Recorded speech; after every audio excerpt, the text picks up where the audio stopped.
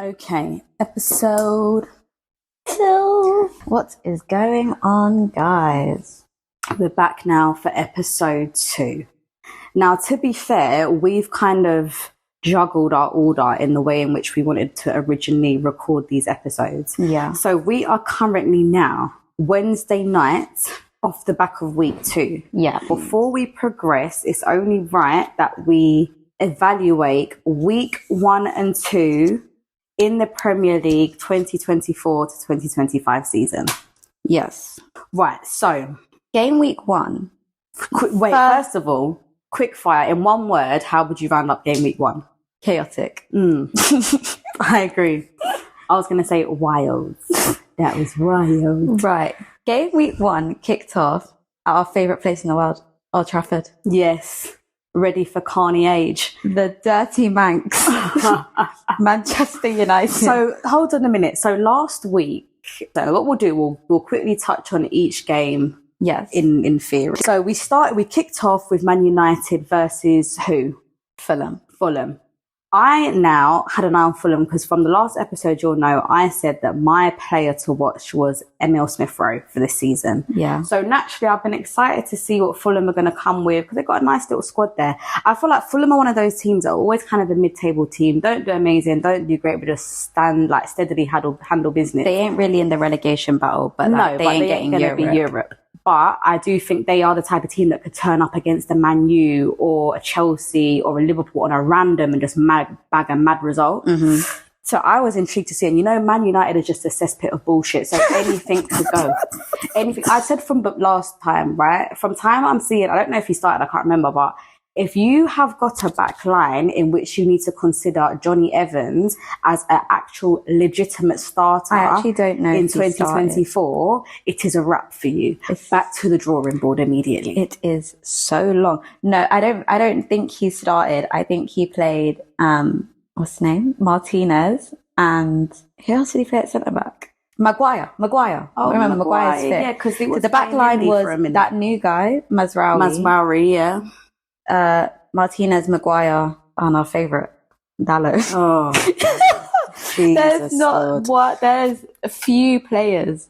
Do you know what? To be fair that to are more United, better than Dallo. To be fair to United, they looked decent first game. It wasn't suicide. It wasn't suicide, but it wasn't convincing. But it wasn't convincing. It was not. So I feel like it was very predictable. It finished 1-0 United. 86th minute winner from Joshua Zirkzee. Now, this is the thing. There's been a lot of talk about Zirkzee. And I feel like, do you know what? Man United are one of those teams, yeah, they'll either get hammered and mad like 4-0, or it'll be 0-0 and they'll just bag a mad, jammy 1-0 or a late equaliser. But you see, they weren't convincing until Zirkzee and Garnacho came on. But listen, let me tell you something. You know about my boy Garnacho. What I think about Garnacho anyway. Special player. That team needs to be built around Mr. Alejandro himself. I don't want to hear nothing else about it. So the fact that them two are dictating the play is nothing new to me. Put the ball to Garnacho's feet and let the boy play. But why are we questioning starting Garnacho? Why are we not starting Garnacho? Why are we starting Amad Diallo? And because we're kind of doing a week 1 and 2 roundup as a whole, I think it showed again. So week 2 now, United get done up by Brighton. Yeah. Now, Mr. Herzler. Mr. Fabio Herzler.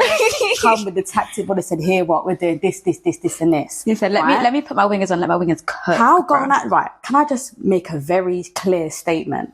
Can somebody explain to me now why Mason Mount is starting Premier League football ahead of Alejandro Garnacho? It's a question that needs an answer. I need somebody to explain to me. Bear in mind, the man's fit. There's not an injury issue. Garnacho is fit as far as I'm concerned. I've had nothing to say, correct me if I'm wrong, that Garnacho, who looked perfectly fine off the back of the week 1 game, coming to the week 2 game, and the man's on the bench ahead of Mason Mount, who then proceeds to go off injured at 40 odd minutes. Something like that. There is no reason that Mason Mount should be starting football right now.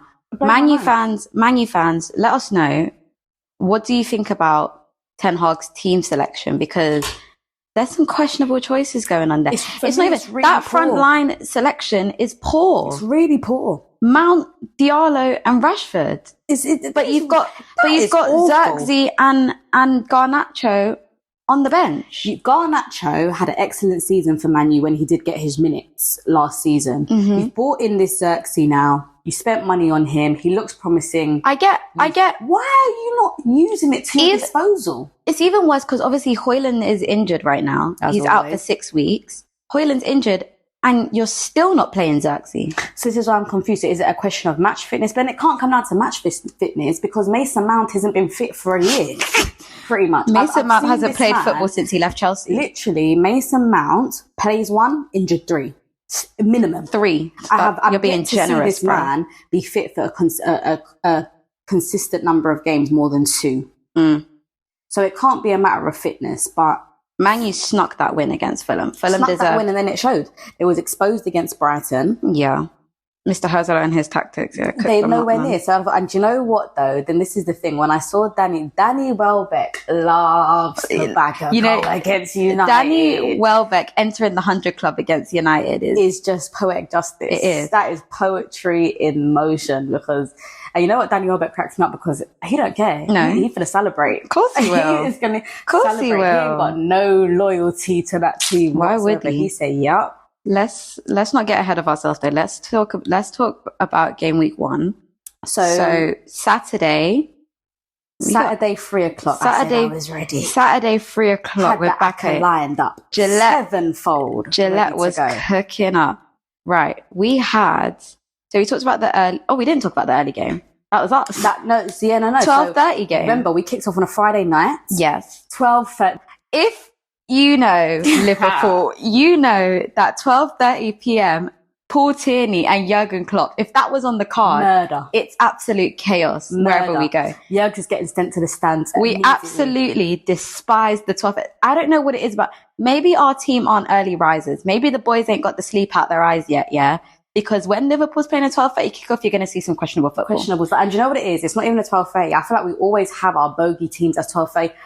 Can someone investigate how many times Liverpool? Someone please go and research this. Look how many times Liverpool have played Crystal Palace as a 12:30 kickoff, knowing that is our bogey team. And that needs to be looked at. Someone also investigate how many times that we played a 12:30 kickoff and had Paul Tierney as a referee. It's got to stop. It's got to stop.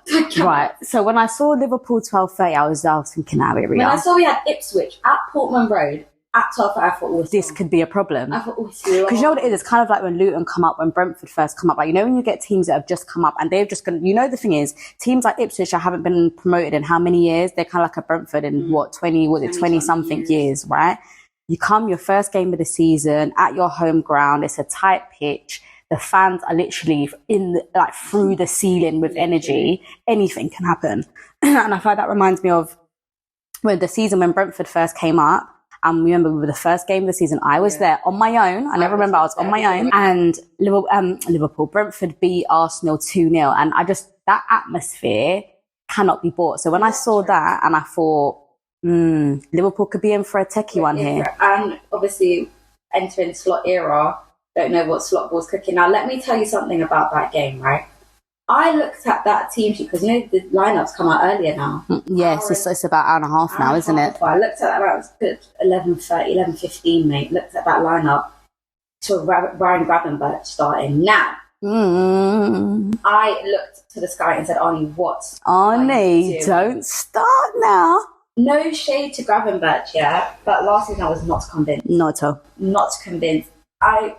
Why was they playing Gravenberch but Endo's on the bench? But Endo's on the bench, fit number 6. I was perplexed. My soul was confused. Yeah. Because I thought there's no way they're trying to do Mac 10 in the 6 again.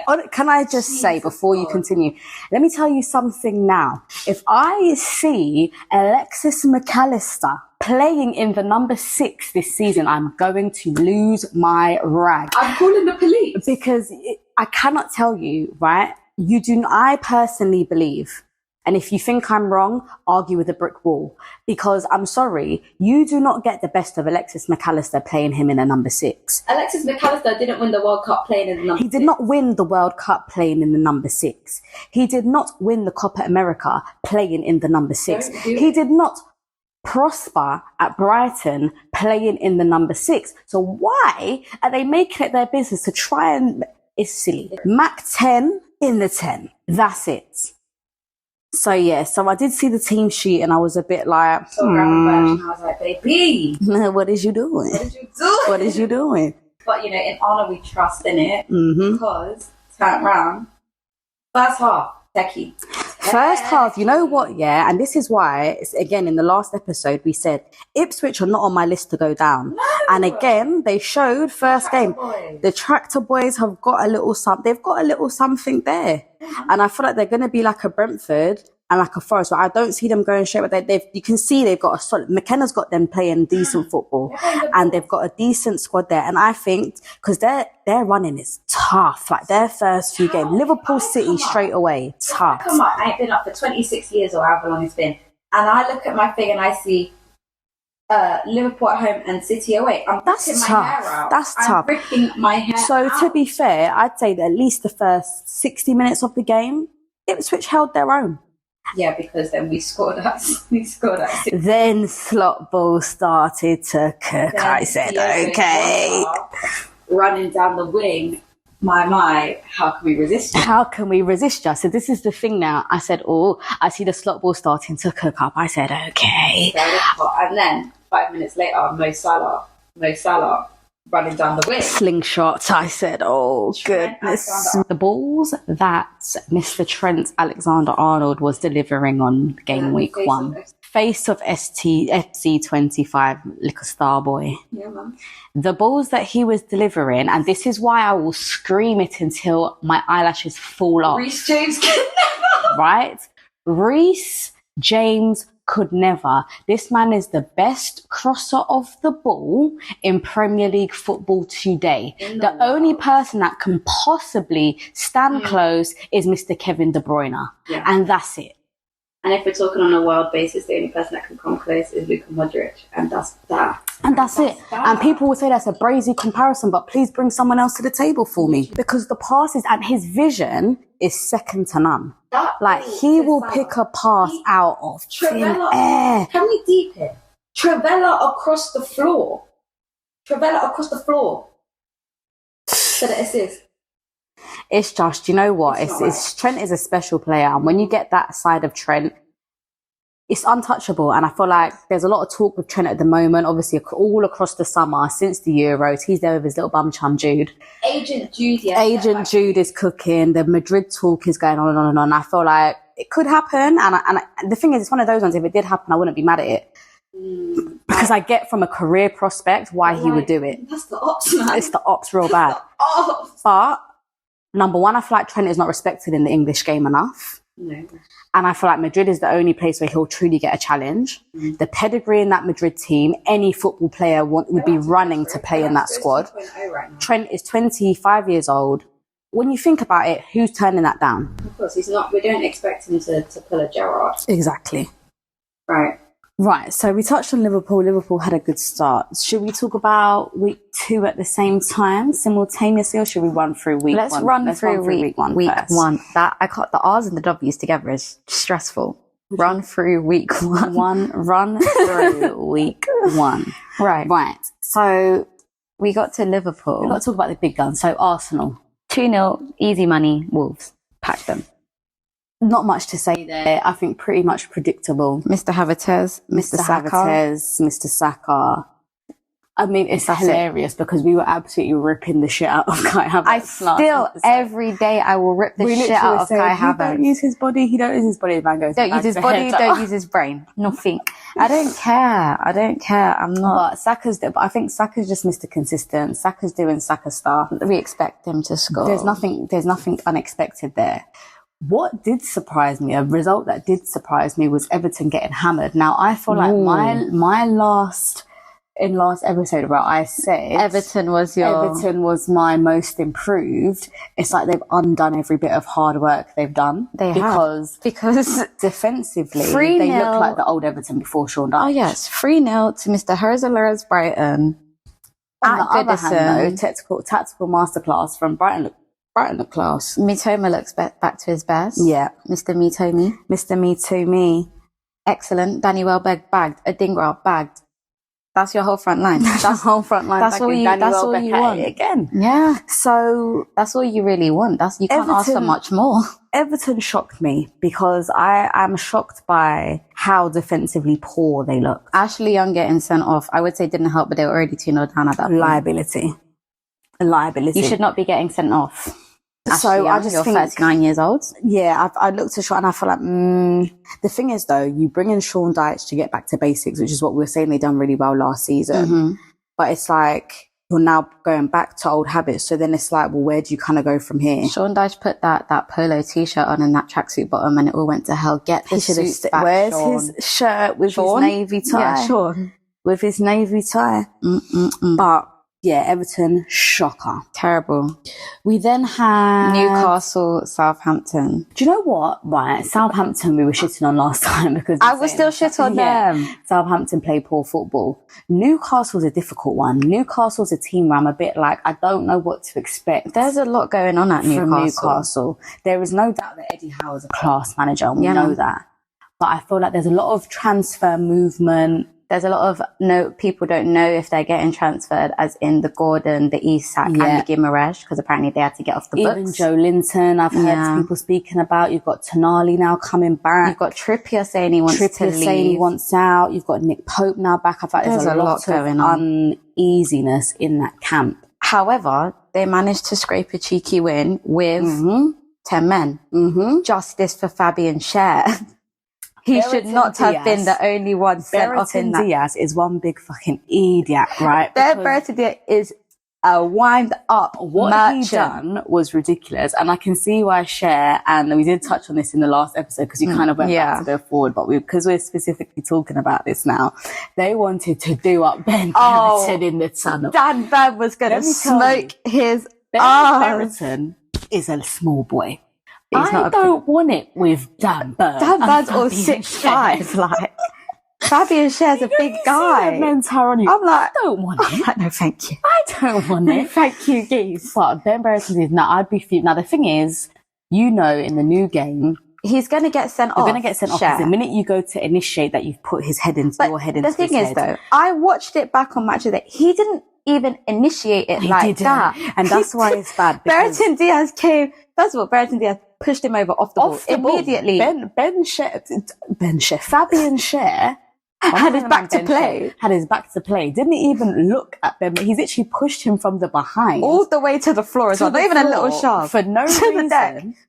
He's then got up, squared up. The second bit is, if you watch it back, Bender also does move his head into Scher's head. So how that is just a red Which is a liberty. Is a liberty. It should be a red for Scher because we saw Darwin Núñez get sent off for this against Palace last week. But it also should be a red for Ben Brereton. Ben Brereton, the way they booed up the stadium every time.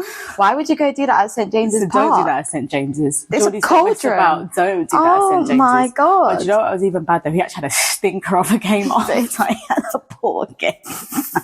Yeah, because Dan Burr held him up in the tunnel, bro. Held him up in the tunnel was because it's like, why are you doing that? Now my boy's got a free match for violent conduct. Absolute liberty. So that is a liberty. Not my good Fabian Schär. Fabian Schär got done dirty because Ben Brereton Diaz was on this shithousery. Do you know what game I want to go to though that needs honourable mention? What? Sorry, the Leicester game. No, we're not there yet. Why are we not there? We need to. We're at Monday. It's fine. The last two games was kind of boring.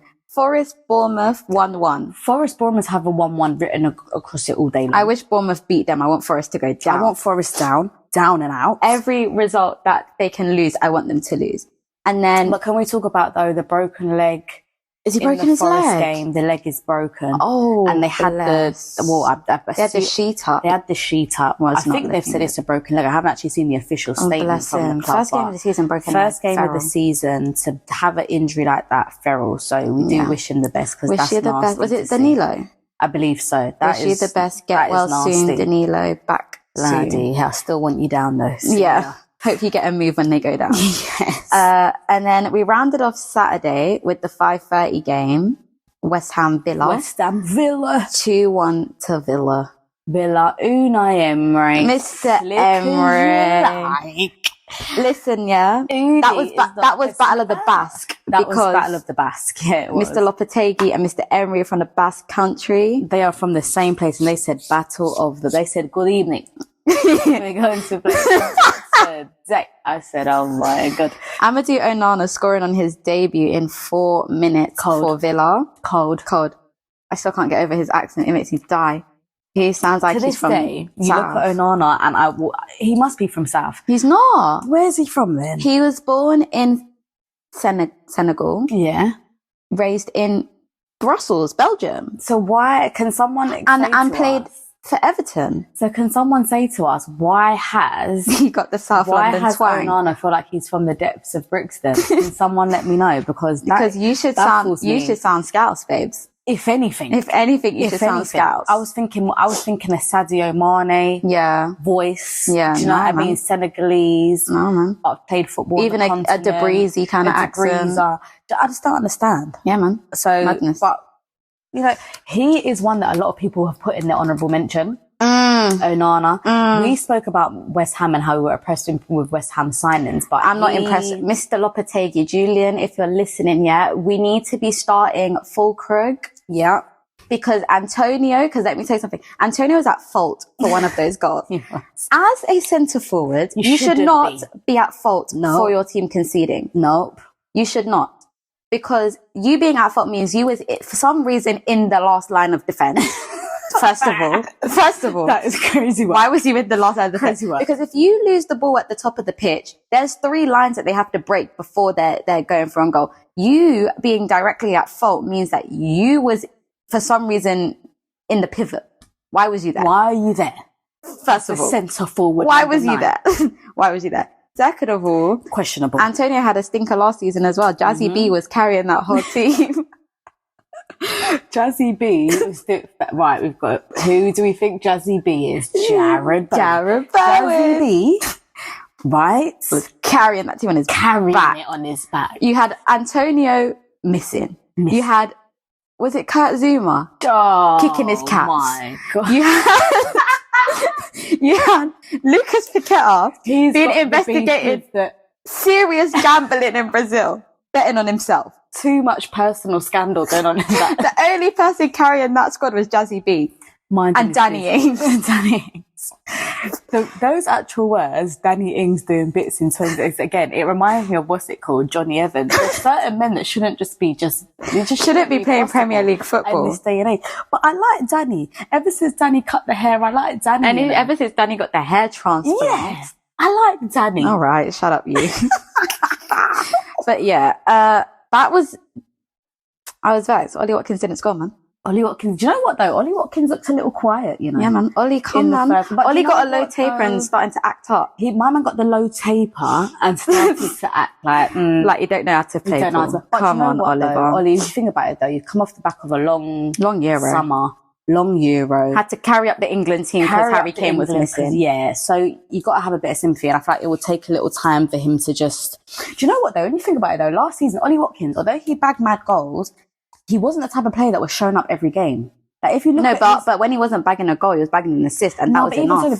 But what I'm saying is that he's not that player that's going to carry the team every week. No, I don't expect. You know, for example, like Bukayo Saka, right, carries Arsenal every week. Because Kai Havertz always involved every week. Sometimes you'll notice like Watkins, there'll be weeks where he'll just steadily but he ain't going to be doing mad stuff, but then he'll go and bag like a mad hat trick. Like, do you know what I mean? Like, he's just not that player that you're going to see his name in the headlines week in, week out. Yeah. So that's why I feel like I'm not even getting in too much to Watkins. Cause it's like, I'm not trying to give him stick. I'm not trying to give him stick. It's just, I need something, Ollie. Come, man. Fantasy, man. But he's just not that player that's going to bag every week. But when he does bag, he might get a brace or a hat, you know. And a couple assists on the side too. Exactly. So, also John Duran cooked. Bought John Duran on cooked them. I said, whoa, Mr. Colombia. I think West Ham's going to come with some special stuff, you know. He plays for Villa, baby. Villa, I meant to say. Do you know what it is though? If you look at Villa though, Villa made some smart signings. They haven't gone too crazy. Yeah, because they lost Douglas Luiz. You bought an immediate replacement in Onana. Mm-hmm. Who else have they signed? They ain't even signed too tough. That's what I mean. They haven't gone mad. Like, you know, sometimes teams get European football and go mad and try to buy mad signings for the sake of buying. I think they probably could have done with a couple more reinforcements because they got a lot of injury prone players. They bought in a fair amount. They bought in Jaden Philogene. Oh yes, they bought in Ross Barkley's comeback. Oh yes. They've bought in Duran. Duran came last time. They've got a decent amount, but you know what? I'm a very firm believer in. I don't believe in teams that don't do a Chelsea. Don't do it, because this is the thing now. This is the thing though, with sometimes why people in the Premier League are fickle. Will be saying, "Oh, they ain't bought no one," and then you'll get Chelsea that wants to buy every Tom, Dick, and Harry that can play football. So I feel like with Villa, keep the squad manageable. Yeah, Unai knows what he's doing. Unai's experienced in Europe. Remember, Unai's experienced That's what I mean. in They Europe. didn't need to make. So I'm not even worried about Villa. Villa may have made. They've added a little piece. They've got 3, 4, 5 couple man. That's enough, I think. That's enough. That's right. enough. Sunday, Brentford Palace, 2-1 Brentford. Yes. And Back to the G. And Johan De Bruyne. Johan De Bruyne. On the score sheet. Johan Love De Bruyne that. is Johan with some. We love to see it. And Mbeumo's is Mbumo. Mbumo now. How you pronounce it. Has anyone watched the video, guys? Has any of you watched the video where the players have done that? It's on Sky Sports YouTube, where literally every single starting player in an 11 from each club has gone through and said how they want their name pronounced. Like the correct way to pronounce their name. And Brian Mbuemo said his name is pronounced Brian Mbumo. So we are getting it right. But the nickname is still Mbuemo's. But it's still Mbuemo's. Oh my God, do you know who's one I saw?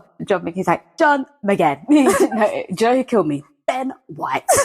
John Stones. John Stones. Stones there. And then, Kyle Walker. Kyle. That killed me as well. You know, when it's like Ben White. Ben White. Not even Benjamin. Ben White. There's certain players that's hilarious. The accent is what makes it funny. The point is, it's Brian Mbumo. Yeah. However, he's still Mbuemo's always. Was very proud of me bees. They did very well. Yeah, Brentford did what against a dangerous looking Palace side. They did look dangerous. That free kick from Abereze should have never been right. As a Brentford woman, that free kick should not have been ruled out. It should have. It should know, because the referee admitted the referee blew the whistle too early. Oh. By the law. I saw it and I thought, because he blew the whistle before the ball went in. Shouldn't have blown the whistle. I did see he said to Eze, but he blew it. He did blow it too early, because the problem is now, he was better off letting the play run, make it go to VAR if they felt there was a clear, because it was clear and obvious error. Now the thing is, it was not a foul. That's the point. So when they played it back, I can see the contact is there. On the replay, it's not a foul. Fair enough. So therefore, if you've called the whistle that early for the foul, that's now not a foul. That's wrong. He was better off letting it run, but he's blown now. The VAR can't overturn it. He's a newbie though. He's new, but if I listen, that was an excellent free kick by Eze, and I'm saying this as a Brentford fan. If that was the other way round, I'd be screaming. I would actually be pulling the hair out. So I would have been writing an email now to the PGMOL because I'd be annoyed. Every week we don't live far from Stockley Park at all. I would be in Stockley Park every week, because everyone needs to just stop. They just need to stop. But you know what though? In terms of VAR, there wasn't too much scandal. No, because they've said now they're bringing in the semi-automated for the offside, first of all, which is what they had in the Euro and the World Cup. Bringing that in. They're also saying that they're now only sending them to the screen if they believe there is a clear and obvious error that is subjective. Which is correct, because it was getting ridiculous. Now they're saying, if we can't tell you it's an error, it's up to your eyes. At the end of the day, you're the match official. Because that's the thing. I feel like it was getting to the point where, because the thing is, now, this is the controversial opinion. I'm not against VAR. I'm not against VAR. Because I'm against the way VAR is used in the English game. VAR is because on the Euros there wasn't that much scandal. You'll see VAR used anywhere else on the continent, and it's fine. And it's fine. The problem is you've got officials, especially now that you've got new officials that don't understand how it works, how to use the VAR. If the VAR is used properly, what they should do is have a separate group that don't referee that is just for VAR. Because having Michael Oliver 1 week is refereeing the 4:30 game, and the next week at 3:00 on a Saturday is now the VAR. It's not good enough. You need the VAR official. You need referees and you need VAR officials. Yeah. The VAR officials need to be trained properly in the VAR, and leave the referees to train properly in the refereeing. Because 100%. For example, when you've got new, like we were just mentioning, you've got new referees. I don't know the guy's name that ref that Liverpool game, but that's a referee error in the sense of any experienced referee knows you let that play run. Whether it's a free kick, whether it's an outfield, chance, you cannot blow the whistle that early. Absolutely It's not. like the same thing when you're saying, like, now, for example, the new rules, you don't flag an offside as soon as you see it. You let the play run, and then you flag it, and then if it needs to be pulled back, it's pulled back. So this is the thing I'm saying. Let the referees ref and get it right. Let the VAR and get it right. 100%. Also, no Ivan Toney in the Brentford squad. Interesting. Transfer whispers. So it's Al Ahir that they're saying now. Have you seen this? They're saying they're offering a Tony 400 racks a week. Jesus. Now that must be about quadruple what he's on at Brentford.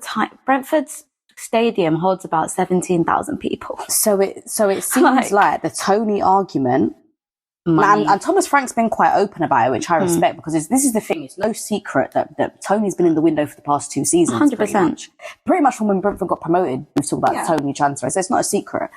I'm surprised he's gone down, or it's looking like it's going to go down the Saudi route. I'm genuinely surprised. The man's 28 years of age. Not like what we said this time. last time we said it was over. We won't even say because...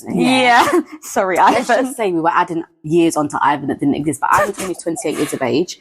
I'm surprised he's gone down considering how much, because I've heard Chelsea interest, I've heard United interest. There's been a lot of interest.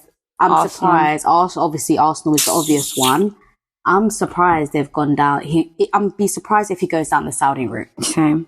But then as a Brentford fan, if you ain't going to be with us, send us the money. Send us the money. Give us the money. Ain't Out of here where Hendo is? Baby, I don't know. I get confused. I know he's definitely, because I like Al Nassr. Al Nassr. No, Al Nassr is where Ronaldo is. Yeah, I know it's definitely not that one. Hilal, I think, is where Bobby is. Ain't that where's Mahrez? Hilal. I don't know, bro. All I know is it's confusing. So someone big is at the same. There's not loads of. Where's Fab? Because Fab and Hendo is the same place, no? Isn't that Al Ahly? Ahly. So that's where I'm sure. Right. Isn't that where Gerrard is? Yes, I'm sure it's Al Ahly. Yeah, and then I think not many people at Al Nassr with Ronaldo. No, it's definitely not Al Nassr. I saw it. It's got AL-ALHI. Yeah, that's Al Ahly. So that's where is talking to Ivan. Right. I'm sure that's where Hendo is. Interesting though. But do you know what though? And this is the thing that I'll say, unpopular opinion as a Brentford fan. I feel like Brentford can make it without Tony, because I promise you now, when Tony was on his 8-month ban, I did not miss Ivan. I was talking about missing Rico Henry. I was talking about missing not back Raya. In training. No, not yet. But I saw about missing Raya. I was missing Jensen when he was injured. Ben I was missing Ben Mee. But I'll be honest, I wasn't really screaming for Ivan Toney. And since he came back from his ban, I'm not screaming for him. I wasn't screaming for him either. Yohan De Bruyne stepped up. Handled business. Shada was doing his stuff before he got injured. You've now added Cavalli in there. Happy. Lewis Potter now back fit. Yeah. Aaron Hickey's not back yet. Hickey will be back soon. So you know what I mean? I feel like there's a couple man in there. Got a decent new fella. They bought this new winger now, this 18-year-old. Not that fella. The other fella. What fella? The Brazilian brother. Brazilian. Thiago. Samba. Yeah. Samba. That one who's injured. But yes. Played one game. You know what I mean? Injured. I'm seeing that there's foundation. So I'm not sweating. Brentford's a small club, and Brentford aren't the type of clubs that are going to generate mad funding. But we also know if you want to give us good money for Tony, who's 28 years of old, give it to us. Give me the money. Remember, Brentford's a flipping club as well. Brentford will drag up these players from the depths of Sweden, right? And flip that player so quick. Brentford's scouting foundation is one of the best in European football. Brentford and Brighton. Your research, right?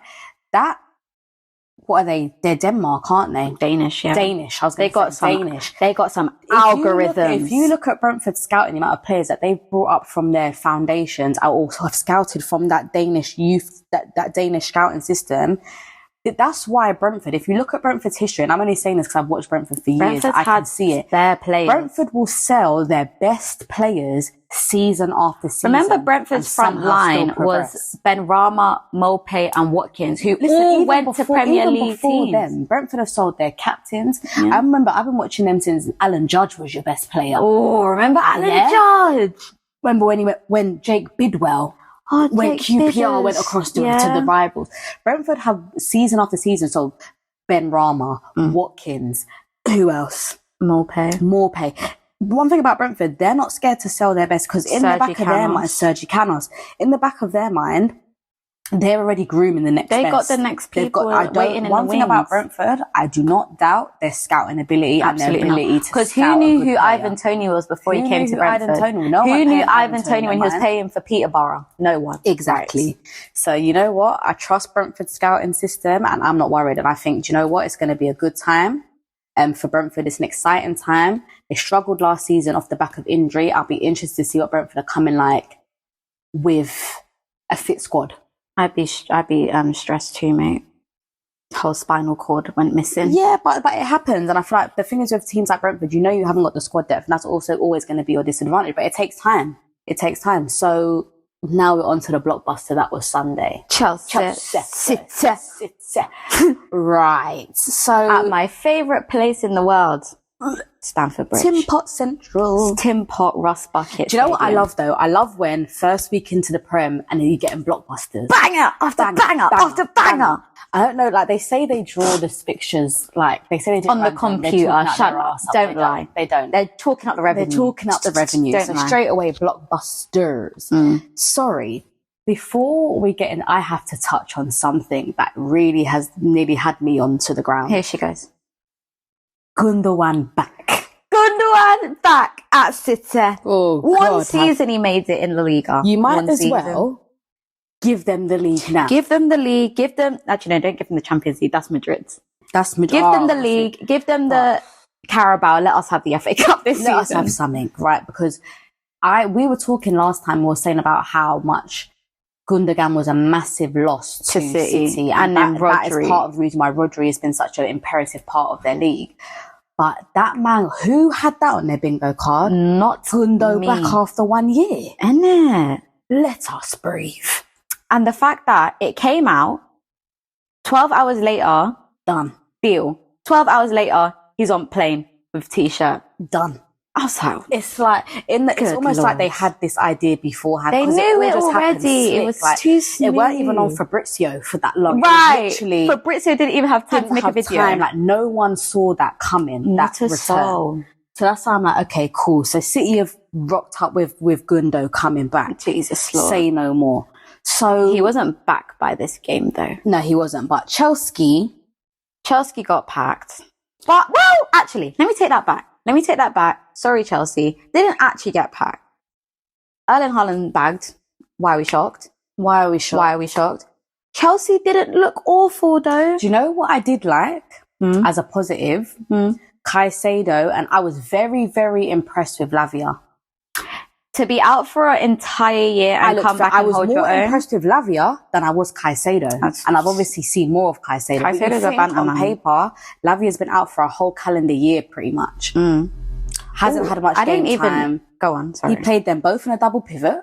And you know how I feel about the double pivot. Teams like Chelsea have to play double pivot because your back line can't hack it. Because Colwill and Fofana at the back. Joke, man. Like, sorry. Fofana was literally injured for 2 seasons. Sorry, like, broke both legs. They need a double pivot. I was very impressed with Lavia on the ball. It almost made me feel like, do you know what? Now I see why we wanted Lavia and not Caicedo. Yeah. And it even makes me more fuming that Liverpool nearly made that blunder of actually going for and signing Caicedo. Like, if we had just stuck with Lavia in the first place, it wasn't us that never did Lavia. It was Lavia that did us. The business wasn't done properly, but you can see why though, because it's almost like we went for Caicedo because we panicked. Yeah, but Lavia said he wanted to go Chelsea all the time. He's lying. I feel like he's only saying that from a pride point of view because he knew that now it looked like he was kind of just our scapegoat. Like, we couldn't get Caicedo, so let's have him now. And they're like, well, you didn't want me now. Yeah. So that's not the first time. It's not the last time that we've been rejected though. It happens, but I always stand by, don't want to wear my badge, don't be in my club, because Liverpool fans will slaughter you. We like players that play for the club. Liverpool's not no joke team. So if you're not eating, breathing, sleeping the club, the culture, the city, the fans, it's not going to work. So if someone's half-hearted about being about Liverpool, it's best you go. But my point is, I was very impressed with Lavia. I feel like he looked good on the ball. Yeah. Very, very good on the ball. Better than I feel like he made Caicedo look like a joke, man. I feel like is a joke. I feel like that small, because he didn't even play the full 90. 66 minutes he played. Those 60 of what I saw of Lavia is what I feel like they've been wanting from Caicedo for the past, since Caicedo has been in Chelsea.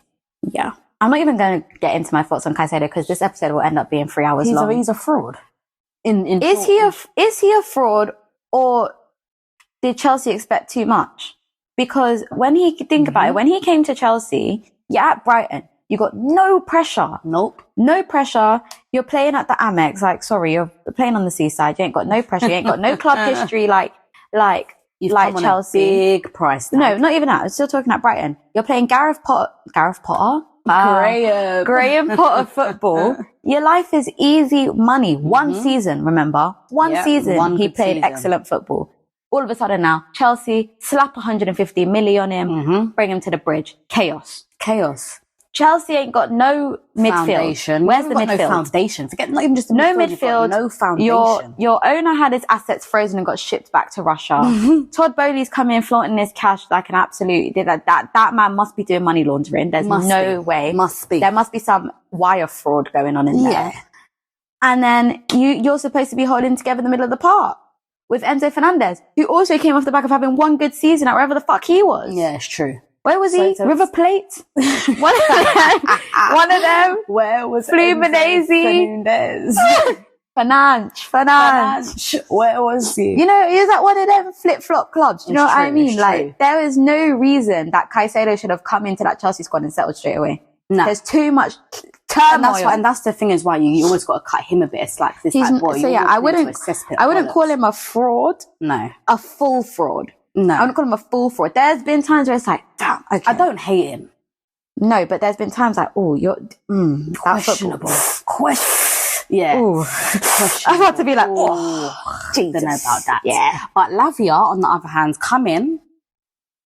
Arguably more pressure because you've been off you've been away for the whole season. But even then, another one, it's like Chelsea's recruitment is so bizarre because you're signing these one-season wonders. Mental. Why? They don't learn. Why? And it's Lavia had a one good season at relegated Southampton. Southampton was actually doomed from about December when they was Dunzo. Relegated Southampton. The kid's 19 years old, and you're expected to come in and also support. So you've got a whole new centre midfield, and you expect it to work like that. These people have come from the four corners of the world. They're all got an average age of about 21.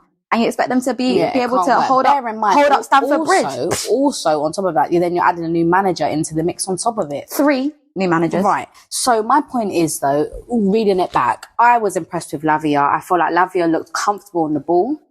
I feel like he's very good at linking up play. I feel like he just breaks up play very nicely, but is still able to play forward. Yeah. Like, he'll regain possession and then drive you forward. Like, that's what Chelsea need. Like, they need somebody to link up that play. Like, Caicedo's just a bit wayward for me. Like, you'll see some wayward tackles. And it's like, okay, you'll break up the play, but then it's like, what are you You're really also breaking doing? the player. What are you really doing here? Ask him for a red card. Like, he's a red card liability. There's certain man, like, there's like Basuma always does it for him. Romero is another one. You see there's certain man where you see them flying for a tackle and you think, like, you're holding your breath that, bro. You know, thinking this could be that could be you're waiting for that VAR screen to come up and say checking for potential red. Like, it's liability. Lord. I feel like Lavia just looks so much more relaxed and calm on the ball. Like, he just looked more natural on the ball for me personally. Lavia played to me like he doesn't feel like he has anything to prove. Caicedo plays to me like he's got a chip on his shoulder. Yes, massively. But City obviously won the game. Kovacic bagged. Interesting. I have nothing to say about Kovacic. I have nothing to say about Kovacic. But do you know what though? Kovacic is one of those steady eddies. Is Kovacic a victim of Pep roulette? Of course he is. I think they're all victims of Pep roulette. But I mean, like, you know, because like you have some players, it's like, okay, Pep roulette, but like it's not that deep for you. But I feel like Kovacic is one of those ones where it's not that deep for him. Because the thing is, now Gundo's back. Yeah, you ain't getting no game time. But I think he's okay with that. You know, certain players, you can see them in a certain place in their career. Like, Kovacic has not gone to Man City to be in that starting 11 week in, week out. You know that. You know, you look at his past career, you've had the bulk of your career at Chelsea in terms of your Premier League career. You're not walking into that Man City team, but you know you're going to go there, you're going to make good money, you're going to get some game time. And to be fair to him, when he does get game time, he delivers. He delivers. So I think with players like Kovacic, it's a win-win. You get what you ask for. He delivers what you ask for. Yeah. So you can't argue with that. No. Okay. Wrapping up game week 1, Monday Night Football, my favourite day of the week. My favourite TV show of all time, Monday Night Football. Cara and Neville. Cara was on top form, absolutely killing me with the João Felix comment. It's giving What are you laughing for? I'm serious. I'm being serious. That's what it was given. Because when he said, where is Yao Felix going to get dressed in the dressing room? He was not lying. And cleared them. Anyways. Do you know what though? I have to start this with, I just love Jamie Vardy. Ultimate there are certain players that are just so likeable. Like, you can't not like Jamie Vardy. Jamie Vardy is the biggest shithouse on another level. Him giving it to Romero, bear in mind, I cannot stand Romero. Romero pisses me off. Tottenham fans, how do you cope with having a centre-back like Romero? Because the blood pressure is through the roof every week. Every time this man even looks at the ball, you know that's a potential red. When Romero plays when it's raining, it's a wrap. Reckless challenge. It's a wrap. You can't even control yourself when it's dry. The thing is, though, the defending for that goal, the Leicester goal, shocking by Romero. Can somebody please, off the back of this episode, please do me a favour, right, and then comment below when you've done it.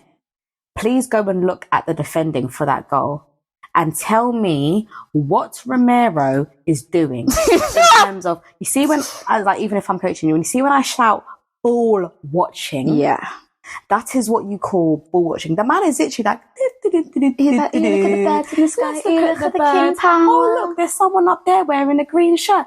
Oh look, his football boots are blue. You know when someone just got no idea what's going on. Like, bro, you're side on, the ball's about to be whipped in. Do something. You got your man free at the back in the way, leg in the way. Do something. Throw your face at it. Throw something at it. Block off the cross maybe. The man is literally, as the centre-back, standing there doing absolutely nothing. While you've been standing there doing niche. Like, when you've been standing there doing niche, I was out making moves. He was not making moves. No, he wasn't. He was making moves? So yeah. Jamie Vardy. But Jamie Vardy, 37 years old, it was the Red Bull in the tunnel was absolutely killing me. Him walking into Steve Cooper's office on Tuesday night, then the week before, saying, I know they said I'm not fit, but I'm ready. He's saying in the post-match interview that he's been in the oxygen tank every week. Deceased. He likes to have a Red Bull whenever he can. And as a woman of a listen, anyone that knows me knows I love me a Red Bull. Every day with the Red Bull. Every day me with the Red Bull. So I feel you, Jamie. But you know what? There is something that you can't, they always say, being clinical doesn't age. And I feel like Jamie Vardy is showing, but you know what though? He's still got the pace on him. He's pacey. Jamie Vardy. For 37. Jamie Vardy don't look like, the problem is, Jamie Vardy can't remember. Jamie Vardy can't retire. He cannot. Yeah, because not with that Rebecca wife. done sting out his money. Right. Court fees up to his eyeballs. Wag drama. He went MLS He went MLS to go try and make some business deals. It fell through. Bare money lost. So Jamie Vardy ain't hanging up them boots anytime soon. But all jokes aside, he don't look like he needs to. Nope. He looks sprightly. He looks clinical. Well, no one else is scoring goals in that Leicester team except for Jamie Vardy. So you know what I mean? But it's when Jamie Vardy was giving it with the, he said, if you didn't see it, guys, if you didn't see it, Jamie Vardy pointed to the Premier League badge on his shoulder and pointed to the fans and said 1. Then he pointed to Romero and said 0. Tottenham fans screaming. But Romero actually went to do him coming up. But it's true, because where's your Premier League title? Where's your Prem trophy? How can you give it to me and I've got Prem trophy? I got my winner's medal with my mantelpiece. Exactly. Not no Prem trophy from 25 years ago when I wasn't at the club. I have my trophy. So come and talk to me. Jamie Vardy said, talk to me, Romero. Yeah, man. Talk to me when you've got a Prem, my friend. Because Harry Kane couldn't do it. Not even a Prem. Talk to me when you've got any major trophy. Any silverware. Any cabinet silverware. Empty. Right? Dust. Crickets you know in the cabinet. Though? I'm glad to see Leicester back, because I was of the opinion of when Leicester first went down, I feel like they didn't even need to go down, because in the sense of they weren't piss poor. They weren't giving Sheffield United. No. They weren't giving no them. one can do that. 6-7-0. But Leicester were poor when they went down. They were poor, but you know what it is? They were going through a rough time. Then if you remember though, the season that Leicester got relegated, the last maybe like 6 or 7 games of the season, they did pick up a fair bit of points, but by that point, too late. The damage had been done. So that's why I kind of thought, okay, you can see the foundation. They've got a good squad here. They're coming straight back up. So I'm not surprised. But they even made it hard for themselves in that banter league that we call the championship, because they was 18 points clear of that championship, and somehow they didn't win that league? They did win the league. Did they? They did, but just Ipswich was breathing down the neck. Yeah, I remember. Ipswich was coming for them. Ipswich won the league, but they didn't. No. Right. Leicester won the league, but Leicester was 18. Never been that tight. Leicester pulled the Arsenal. They did. Leicester pulled the Arsenal. They did. But they even had a bigger gap. 18 points. And they still had to scrape it in the last couple of games. Crazy. That's mental. Crazy. But do you know what though? Week 1 was given Premier League, and that's why Premier League is the best league in the world. And I feel 100%. Like you cannot watch Premier League and not get entertainment. You're getting red cards. You're getting big score lines. You're getting crazy goals. Like Bust just from the first shithousery. It's just, I love it. And I feel like week 1 just gave Prem. For real. Okay. Game week 2, we started off 12:30 at the Amex, baby. At the Amex, baby. Mr. Herzler's first game at home. Mr. Herzler. If you can't tell, we love us a bit of Fabian Herzler. We like Fabian. He's a serious manager. He's a serious manager. And you know what? I respect him. I love a young manager. You know, like I always say, my dream job would be to be a football coach or a football agent. Yeah. I feel like when you see young coaches like 31, because obviously the majority of coaches are kind of 45, 50 plus. To see a young coach, 31, doing his thing, you love to see it. And I feel like I want to see more. And he's come to the Prem and he's not scared. He's not scared. He's confident. He's coming like he's demanding respect considering he's still young. 'Cause that's the thing. Some people say if you're a young coach and you're managing, like, for example, look at James Milner. 39 literally, years old, 38 nearly years 10 years older than the man. Played more football than the man.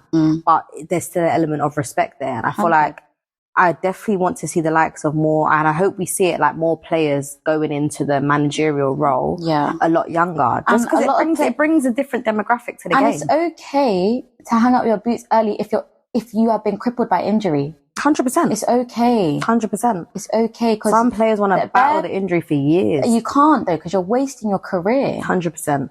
If you can go into the coaching, do it, guys. So I feel like that's why I'm a Herzler fan. Like, you know what? Do you? And he's got his name's fun to say. Herzler. Right. So 12:30 Saturday, Amex.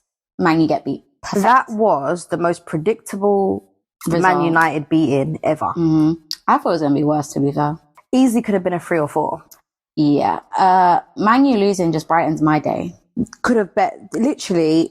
Danny, it was so bad that on Bet365, the odds were literally equals on Danny Welbeck bagging against Man United because it's actually that predictable. Like, if I had bet on that, I would have had to give Bet365 money because it's the sense of like, it's so predictable that there is they had the stat on the thing after the game, like the players that have bagged against former teams, and Danny Welbeck is obviously top of that list. Like, that man loves to go against United. He does. But again, first of all, and we touched on it earlier, as soon as I saw Garnacho on the bench and Mason Mount starting, I said long. It's long. Long. It's so long. And this is why Ten Hag, sometimes I have to look at these men and say, do you know what? You're asking for a bag of problems. Trouble. And he did all that to Mason Mount to come off at halftime. What was the point? For Mason Mount to come off at halftime. In what day and age is this allowed? Don't wire me up, Ten Hag. You want to pick up trophies, play. What is with managers not wanting to play their best 11? Yeah. I don't understand why you wouldn't play your best 11 if you have the facilities to play your best 11. You have to say you're battling injury. This is the thing though. Man United used all of last season as an excuse. Oh, this one was injured, that one. And to be fair, they did have a lot of injuries. They're back now. So now you've got these people to your disposal. Why are you like, it just baffles my mind. It's perplexing to my soul. Baffles my mind. Like, I don't get it.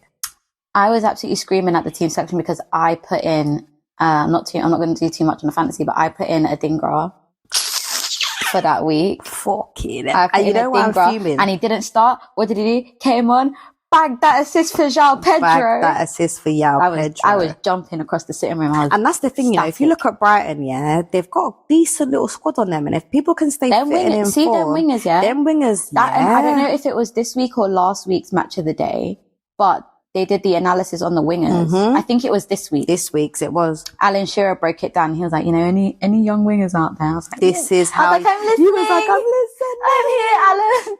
As if, in case you haven't picked up on our last episode, Leah plays. She is a winger, left and right wing. What's your favourite wing? May I ask? It depends on what I think left, because left I can cut in and shoot and cross. Whereas right, I'm more fizzing. But I did score that goal against. Yeah, you did. That was from the right. Yeah. From the right. I don't want to figure out right. where we play. But yeah, that was from the right. But I don't like shooting from the right. I feel like I have more to aim at with my left. I'm right-footed, by the way. So. Nah, fairs. Yeah. But it's true. That analysis, and we'll say that true. Any young wingers that want go and watch that snippet on Match of the Day from Match of the Day week 2. Yeah. Brighton versus Man U.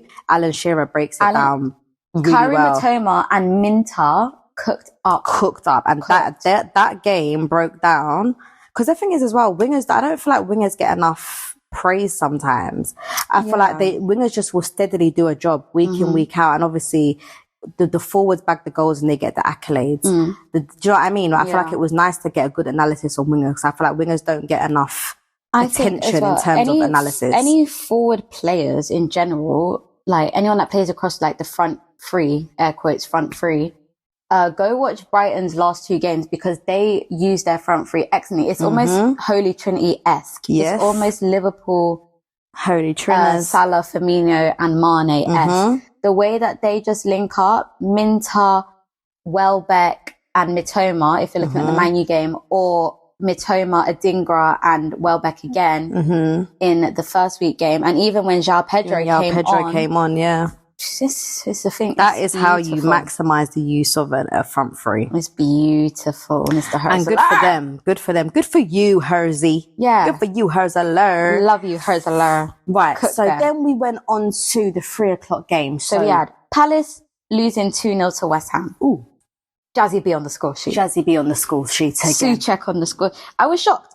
Do you know what? Fantasy team was screaming because I had Mateta. Can I just say though? Souček has to go in my fantasy team, and we're touching on fantasy lightly because we need to do a full breakdown. Fantasy episodes coming. Excuse me, but Souček bags mad fantasy because Souček will get a cheeky goal. He's the one that's there at the back post, yeah. That man gets cheeky assists. But he does get booked all the time. Listen, guys, you heard it here first. If you're looking for a cheap defender that's going to get you... Is he cheap, though? He's cheap. He's still cheap. Is he a defender? I thought he'd come up as a midfielder. I thought he comes up as a defender. He's a midfielder. Could be wrong. Because I always get confused with him and Soufal. Soufal is a fullback. Do you know what? I'm probably thinking of Soufal. You're thinking of Soufal. Soufal's the fullback, and Souček is a pivot. But Souček is still cheap on fantasy. I don't think he's above 7 mil. Fair enough. The fact that that's cheap now. Exactly. What the hell? Exactly. FPL, man. Not seeing heaven with them scores. So West Ham, but you know what? Again, West Ham are just proving us right in the sense of they just look like they're there steady. Because the thing is, Crystal Palace haven't been poor. No. But West Ham have just been better. And I feel like West Ham are looking like they want to try and play for that European football spot. Well, they need to, because they made all them signings. And that's a prime example of making a lot of good signings that make sense to what you're trying to do. Exactly. If anything, because it's not even about good signings, because they're not signing anyone that's world record breaking, but it's signings that make sense for, number one, the philosophy that you're trying to make, Mr. Lopetegui, and number two, that makes sense with what you've already got. Yeah. You're not just buying any random Tom, Dick and Harry that's available in the window. No. Chelsea. Right? Their signings make sense. I feel like it's showing because they look comfortable. Like, you wouldn't think there's a bag of new man in that team. Absolutely, they look comfy. Not. They do. They look comfy. And that's even without starting, because again, he didn't start Somerville or Fulkrug. No. Wan-Bissaka did come on. They did come on. Wan-Bissaka came on first, I think. But that's without even starting them, and they look comfortable. So that's the thing. I can't argue with that. Then we're on to Fulham bagging a 2-1 against Leicester. Naughty, Smith Rowe. And I'm going to take my accolades because I done told you lot. It's only It's only week 2. It's only week 2, so I'm not even going to go off like that. But I'm telling you, please, everybody, keep an eye on Emmy Smith Rowe. We love ESR in this house. I'm telling you, I think I said it before. I think Leicester, Fulham was a smart move for Smith Rowe. And I think we will see some more exciting football from Smith Rowe at Fulham. I genuinely believe this. So I think good luck to him, I think that scoreline could have actually gone either way. 100%. Could have gone either way. They're very similar teams. But Leicester on their best days are a very similar team to Fulham. So I think that could have gone either way. Just that Fulham have that cutting edge clearly because when Jamie Vardy's not on the pitch, I need to know who's bagging the goals for Leicester. Nobody. Because you ain't got Vardy, you ain't got Maddison, you ain't got Dewsbury Hall. Who's bagging them goals? I'm waiting for Mavadili to come through, man. But yeah, that was a predictable scoreline, but Fulham had the cutting edge. Yeah. Makes sense. Before we talk about the 2 chaotic 3 o'clock results, let's Southampton Forest, boring snoring, 1-0 Forest, not even Gibbs White, on that. boring. Don't care. See you later. Both of them I want to go down, so don't care. Literally. Right, chaos number 1. Tottenham smoking Everton 4-0. That shocked. Now this is the thing I keep saying. Did it shock us though? Because last week they got packed 3-0 to Brighton. Right, but Brighton have looked clinical. Tottenham never looked great against Leicester. So I did not expect. Remember as well, Dom Solanke injured. Sorry, that needs a moment. I have to pause. Dom Solanke's out with an ankle injury, and we are not laughing at the fact that he's injured. We are laughing at the fact that he's injured. And do you know what I mean? Because what? How? Ankle. One game. Maybe it's something with the dominance because between the Solanke and the Calvert-Lewin, the man can't stay. Not our Dom though. Not our DSA. Not our DSA. He would never do this to us. I'm telling you, the other Doms flipping heck, the injury already. The centre forward Doms is struggling, man, to stay fit. So do you know what though? So, but I did not think Tottenham was going to slap up Everton 4-0. Comfortably slap them up. Do you know what I did? Because seeing the performance against Brighton, there was some shocking defending in there. Pickford had a howler. Backline was all over the gaff. Well, who was playing up top? Jack Harrison. He's got a goal, but it was disallowed, so it means absolutely niche. Son Brace, Bissouma scoring his first goal for Tottenham after coming back from being banned from doing balloons is so funny. That is hilarious. So listen, leave me with my balloons because clearly they're doing something to me because look, I come and scored now. Exactly. But yeah. And our favourite bag too. Romero. Irrelevant. Banterman. But yeah, Tottenham comfortably slapped up Everton. Yeah. No questions. Everton not even too much talking points. Daishi, you need to look at the drawing board, the tactics board, bro, because it's not looking good. Because, yeah, it's looking long. Right. Chaos number 2 of the 3 o'clock games, Man City Ipswich. Now, you're going to be buzzing. I am buzzing. Who scored after 7 minutes? Sammy fucking Schmodix, bro. Put some respect on Sammy Schmodix. We're going to keep hyping him up. I'm going to hype him every day. Because if you watch Championship football, you know about Sammy Schmodix. Blackburn was in the trenches, but Sammy Schmodix, bagging 20 plus at Blackburn is Dom Solanke behaviour. Bagging on the debut. Bagged on his last game for Blackburn, which they played this season. He said, right, I'm off. See you later. Sayonara. Sorry, guys. Got to go play Premier League football. Ain't got time for this. Sayonara. Comes, debut, City at the Etihad, 7 minutes, bagged. Sammy Schmodix is my guy, bro. He's going straight in that fantasy team. Yeah, big up Sammy Schmodix. Where's Sammy Schmodix stands and big up him. Big up him. Then, however, it all started to go down. The question was, how many games was it going to take for Haaland to bag a hat-trick? The answer was 2. Those 3 minutes and however many seconds, was long for Ipswich. Haaland penalty, 12 minutes. I didn't even see the penalty. Neither did I. To be fair. De Bruyne bagged 14 minutes. Now, I saw that goal. Ipswich, Mr. McKenna, you cannot play out the back like that. You've got to get it up the pitch. You cannot. Because that was suicidal and was one step away from me calling the defensive police. So we cannot do that. So let's not do that again, but I'll let you off because it's your first time up here. If it was any other team, getting crucified. Haaland bagged again at 16 minutes. It was long. It was a what? So and the thing is, 3 minutes. The thing is, it was mad though.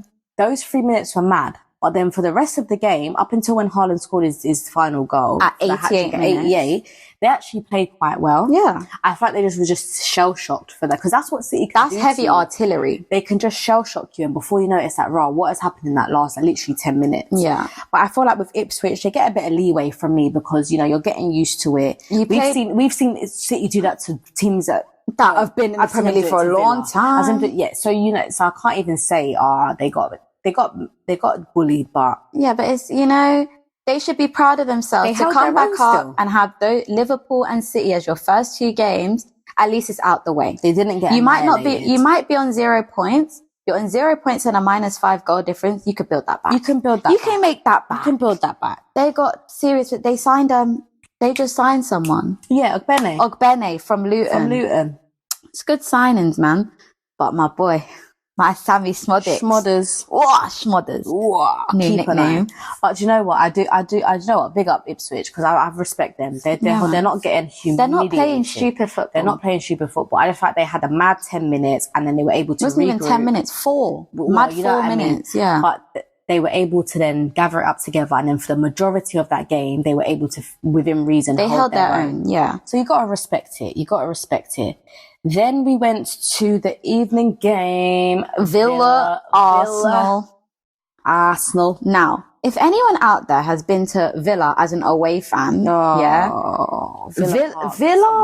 Park's away stand has to be the worst away stand I've ever been to. Has to be up there with one of the worst. I've been in many of Villa Park's away stand does not serve alcohol.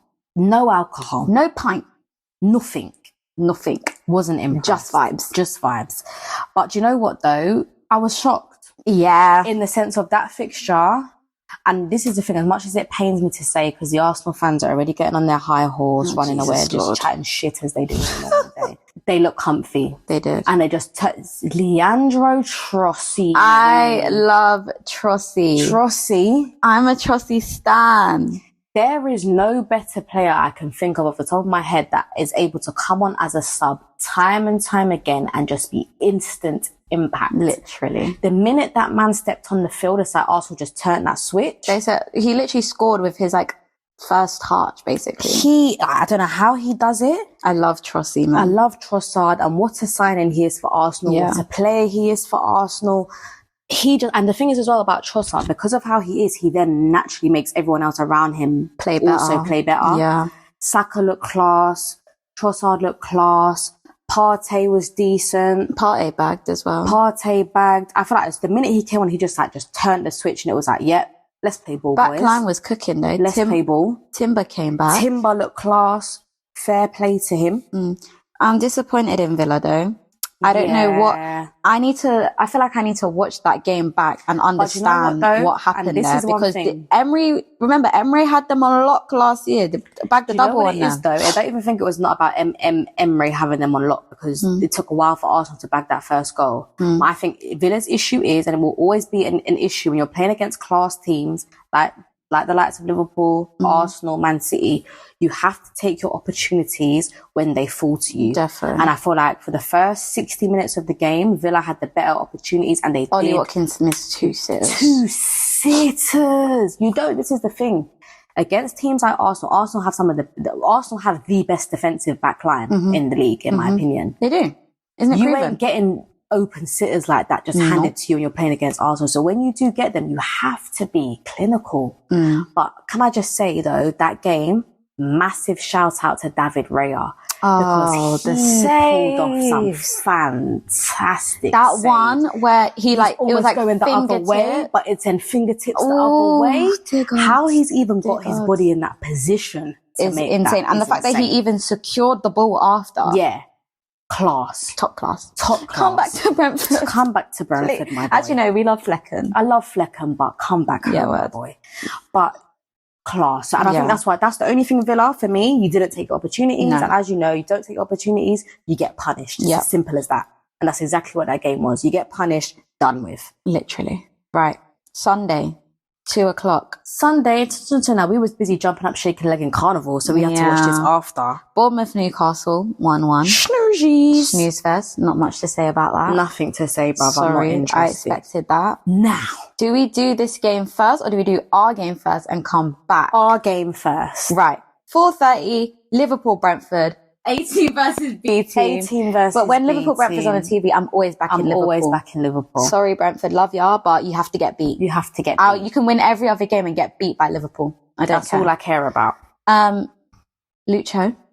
Lucci. Right. Can I Samba, just say, Samba. that goal, first of all, from a defensive point of view, Brentford, not even just Brentford, any footballing team, conceding from your own corner is a criminal offence. You cannot. Lock him up, charge him, because it's really Throw away the key. Throw away the key, give them You cannot do no that. suspended sentence, straight custody. You cannot do because that's not right. Go to jail. That's not right. Don't pass go. Keep them in remand immediately. Don't collect money from the bank. So the problem is that was that, but the counter attack from that Outrageous. is nothing short of class.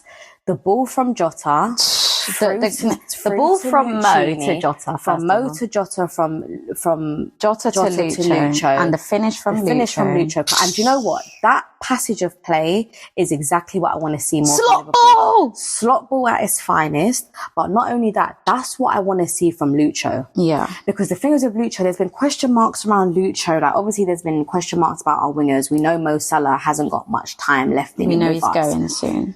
Lucho, I want Lucho, and there's no doubt that Lucho is a magician with the ball at his feet. But the one thing I always say is that I haven't seen enough of the last couple of seasons is Lucho's finishing ability. Yeah. And that's the one thing I wanted to see him add to his game. Now, if I'm just going to see finishes like that from Lucho this season, I'm going to be a happy Liverpool fan. Like a lovely That's season. the type of Samba I need to see. Lucci's. Yes. So I was very, very impressed. The Salah goal. It's clinical. That curler. Just silly stuff. But the thing is that watching Liverpool's first few games of the season, you can see what Slot is trying to do. You can see them trying to implement that passing football. Oh my God. It's that tiki-taka stuff. Tiki-taka. Oh my God. It makes me emotional. It's beautiful. It makes me emotional to watch it. It's stunning. It's stunning. It's that passing football. And I feel like with the players that we have, it just makes so much sense. It does.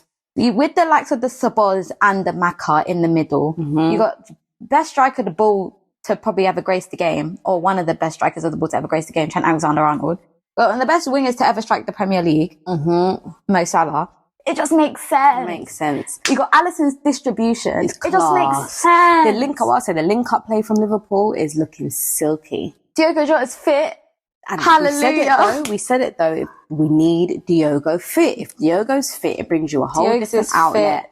And the boys are cooking, and I'm very, very happy with what I saw. Trent's little strop when he come off. And Arnie had to go and have a little word with him. Now Why is he acting up? Listen to me, Trentsky.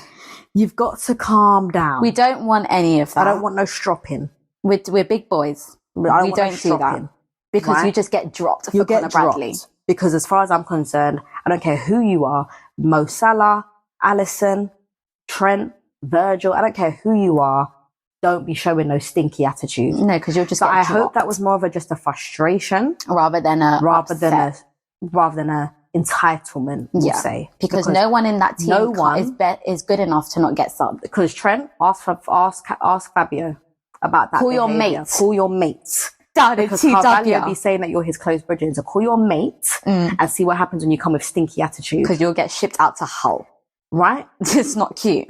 So I don't care who you are, because I'll have Madrid on the phone tomorrow. Right. If you're coming with stinky attitude. Don't do it. And ask, okay, what's the price? Because we'll cook up Conor Bradley in the back. Right.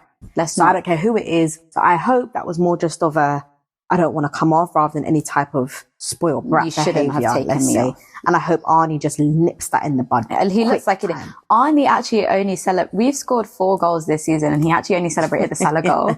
The last goal that we scored. Mr. Compose. He just is like, yeah, right. Not too much. But he gave it a little fist bump. He gave it a little fisties. So do you know what? Yeah, I was happy with Liverpool's performance, class, clinical, happy with it. Job done. Easy money. Right. This game now needs a whole Chaos analysis. Full we could actually probably do an personified. episode if we really wanted to. We're not going to, but we actually could. Because tell me why. No, let's build up to this game, right? First of all, team selection I didn't think was too bad. I'm going before the team selection. Before team selection, sorry, Lavia's injured. Yeah. And then You what, mate? don't even know how that's happened. Sterling's camp's It's all running kicking their off mouth. with Sterling.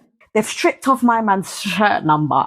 Sorry, Have can I they? just say, have you seen they've given Yao Pedro, What? Who's Yao Pedro? Wait, Yao that one. Felix? See, that's what I mean. There's so many players. I'm mixing up the name. Yeah. The number 7. Have you seen they've stripped him back and given him back his old squad number?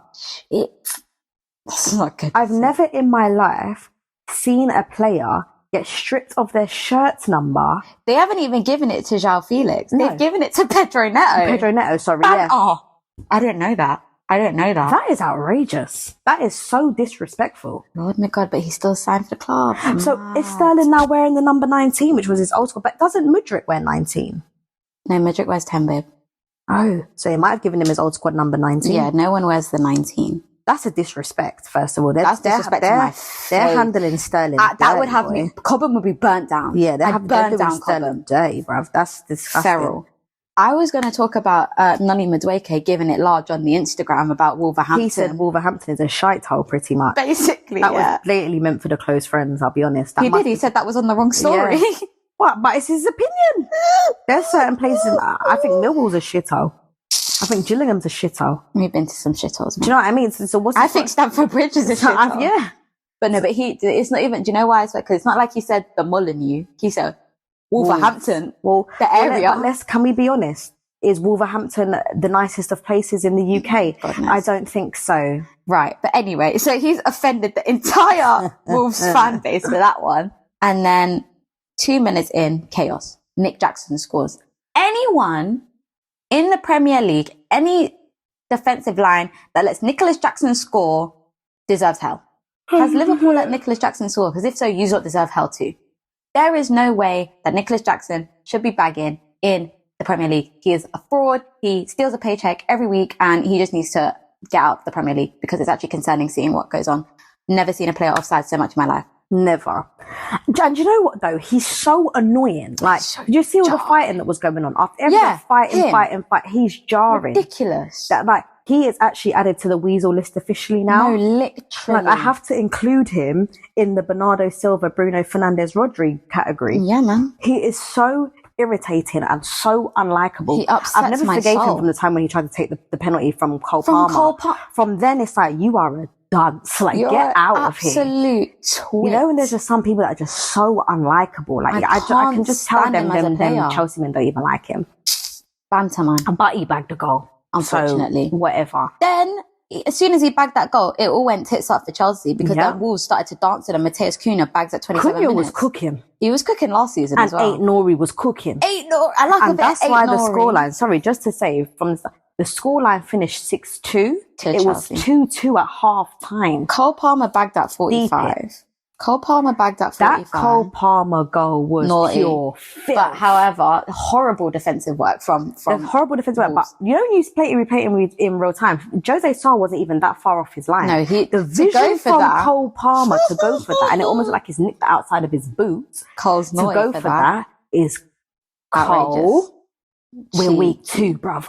Calm down. Calm down, brother. Give us a chance. Then the new fella for Wolves bags, Strand Larson. Strandline. He's massive. He's huge, isn't he? Size of him. Jesus Lord, don't want to deal So with that's a that. problem now. He bagged easy money, 2-2, half time. Everyone can get their water, get the SIS gel in them because that was. And that's the thing is that chaos. mad for that period of time, for those maybe like 15 minutes, Wolves looked like they had most of the game. They did have most of the which game. is again even more baffling me when I watched it back as to how this managed to finish 6-2. More time, Wolves had a goal disallowed, so it would have been 3-2, but Wolves had a goal Cunha disallowed. smacks up the crossbar in all of that mix as well. Chelsea was getting battered in the first half. Outrageous strike. Second half. Noni Madueke comes out and decides, Noni let me dance. Decides, let me dance. Noni Madueke is so direct, Yeah. right? So direct. Those goals, if you haven't watched those, that Noni Madueke hat-trick, he bagged the hat-trick, 3 goals in 17 minutes. Mental. If you haven't seen those goals, please go and watch those goals. It was a hat-trick of assists from Cole Palmer, and it was the same goal every time. Same passage of play. Same defensive error. Same error on the right-hand side. Same placement, same finish. I've never seen a hat-trick of 3 of the identical same goals with the same players. Noni, you've let it happen 3 times in the space of 17 minutes. That is poor.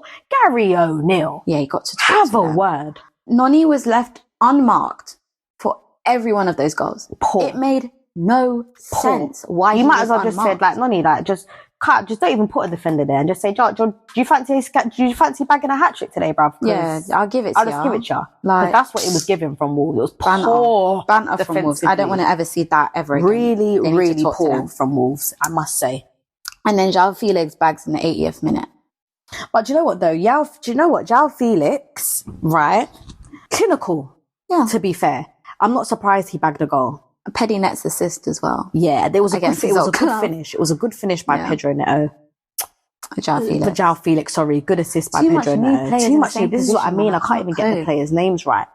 But the point is, Chelsea cooked with that. Of course. But I don't even think it was necessarily an excellent Chelsea display. I think it was excellent performance, individual performance by Madueke and Cole Palmer.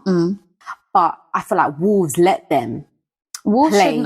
Wolves, I don't know what the hell happened. So that's why I'm thinking, like, did they make a sub? I'm like so confused.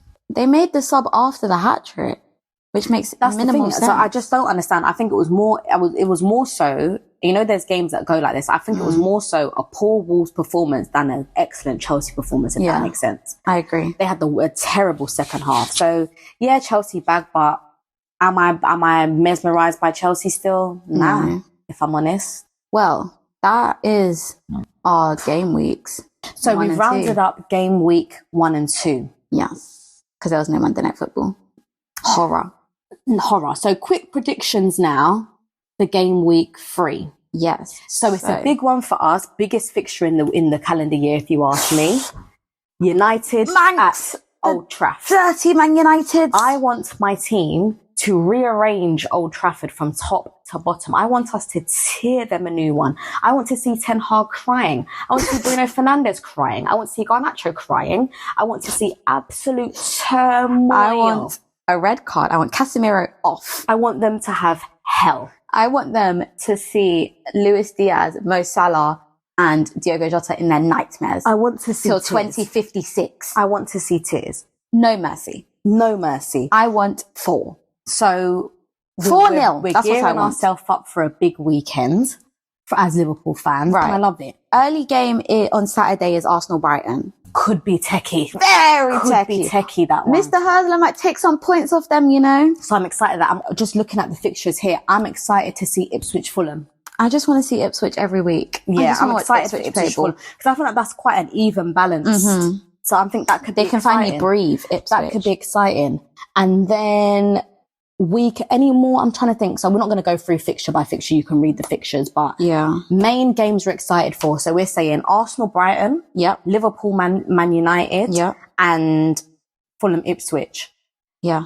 I feel like Newcastle, Tottenham could also be an interesting one. Newcastle, Tottenham depends on both teams what type of ball they want to play because they can both play excellent football, but it's like it depends if they want to or not. True. So we will be back next week. Ooh, sorry. Old Firm derby this week. Old Firm. So we can have a little snippet on Old Firm next week. Yeah, I love the Old Firm. But so we're going to round up this week. Yeah. But we'll see you next week. Same time next week. You know what time it is. You know the vibes already. We'll know the vibes already. We're going to love you and leave ya. Leave your comments. Drop us a DM. Tell us what you want to hear. Yeah. We want to hear. Get involved. Let us know. Read all our comments. And we will see you same time next week. Sayonara. Adios, amigos.